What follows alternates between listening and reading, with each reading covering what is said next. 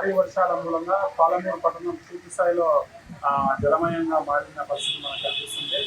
మరణ ప్రాంతంతో పాటుగా పులింశెట్టి కాలనీ, ఇతర అనేక ఏరియాలు, అంటే ఒక్క ఏరియా అని చెప్పుకో, శ్రీరామనగర్ కాలనీ, ఇలా ఒక్క ఏరియా అని చెప్పుకున్న మనకు వీల్లేదు.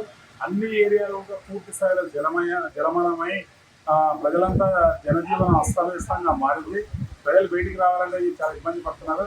ఇక మరొక ముఖ్యమైన విషయం ఏంటంటే, ప్రస్తుతం మనం ఉంటున్న ఈ టెంపుల్, ఎల్లమ్మ టెంపుల్ అనే పాలమూరు పట్టణంలో అత్యంత ప్రాశస్తమైన ఈ టెంపుల్ ఎప్పుడూ లేని విధంగా, చరిత్రలో ఎప్పుడూ లేని విధంగా ఫస్ట్ టైం నీళ్లు చేరుకునే టెంపుల్లో నీళ్ళు చేరుకున్నాయి.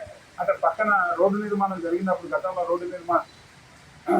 రోడ్డు నిర్మాణం జరిగినప్పుడు రోడ్డు హైట్ ఉన్నప్పటికీ అధికారులు, రోడ్లు వేసే అధికారులు పూర్తి సైడ్ నిర్లక్ష్యంగా వివరించి రోడ్డు హైట్ ఉన్న ప్లేస్లో మట్టి తీయకుండా అదేవిధంగా రోడ్డు వేసుకుంటూ వెళ్ళడం మూలంగా టెంపుల్ కన్స్ట్రక్షన్ వైపు ఇవాళ నీళ్లు వచ్చినాయి. చరిత్రలో టెంపుల్ కట్టిన తర్వాత ఈ చరిత్రలో ఫస్ట్ టైం నీళ్ళు వచ్చినాయని స్థానికులు ఆవేదన వ్యక్తం చేస్తున్న పరిస్థితి. భక్తులు చాలా తీవ్రమైన బాధను వ్యక్తం చేస్తున్నారు. ఎల్లమ్మ టెంపుల్ అంటే కోరిన వరాలు ఇచ్చిన తల్లిగా ప్రజలందరూ మొక్కుతారు ఈ టెంపుల్లో.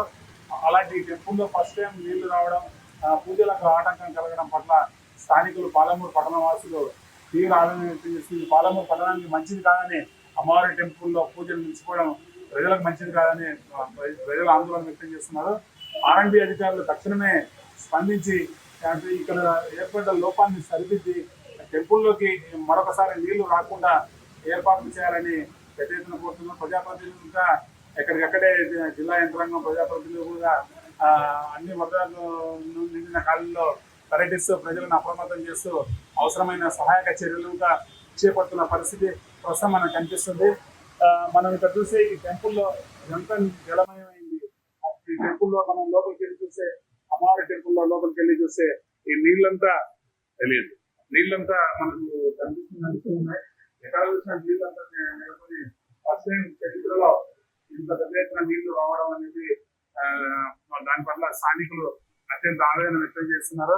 ఇలాంటి పరిస్థితి ఆర్ఎండ్బి అధికారుల నిర్లక్ష్యం వల్లనే జరిగిందని ప్రజలు ఆవేదన వ్యక్తం చేస్తున్నారు. తక్షణమే ఆర్ఎండ్బి అధికారులు స్పందించాలని ప్రజలు కోరుతున్నారు.